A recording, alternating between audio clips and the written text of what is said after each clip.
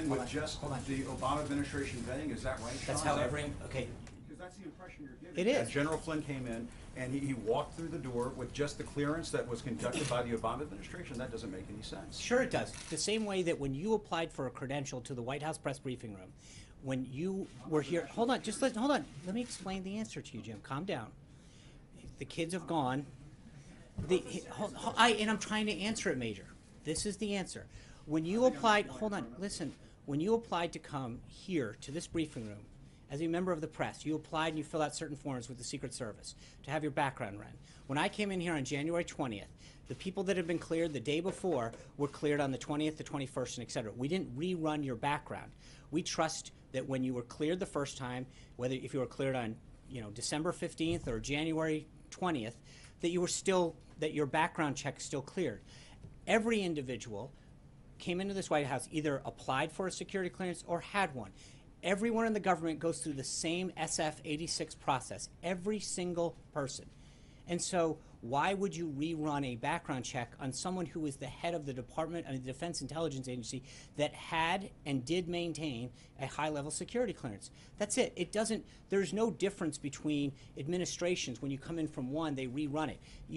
The reason they grant them for 5 years is that it's a very extensive background where they check your contacts, your places of residence, your employment. They go out into the field, they do a lot of that work, and then you are required to maintain updates to that clearance. They re-adjudicate it every 5 years. That occurred in this case, and now the Department of Defense Inspector General is looking into it. That's how. Congressman Cummings accuses this White House of a cover-up.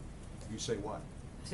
I was frankly taken back by his comments today because they're frankly not true.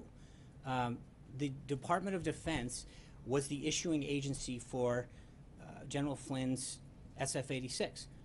We referred them to the Department of Defense, who owns and issued his security clearance, and they got a copy of it. That's how the system works. The documents that he requested, he received. So with all due respect, he got the documents that he requested. Our job, they sent a form letter to multiple agencies asking for a copy of this. What we did was properly refer him to the issuing agency and department and said, this is where you got it, and he got it. Are there no other documents that you have at this point that could be turned over to this committee? Well, he asked, not that I'm aware of at this point. What they sent to us, they asked for the SF-86. That we referred them to the Department of Defense. That's great. 2 is they asked for a contract, all copies of his speaking engagements from a speakers bureau. I believe he was referred to the Speakers Bureau for those contracts. And 3 is they asked for all foreign contacts that he may or may not have had. Since the incident occurred that they're questioning before his employment of the White House, I think we've complied with every document that they've looked for. Excellent. Kate.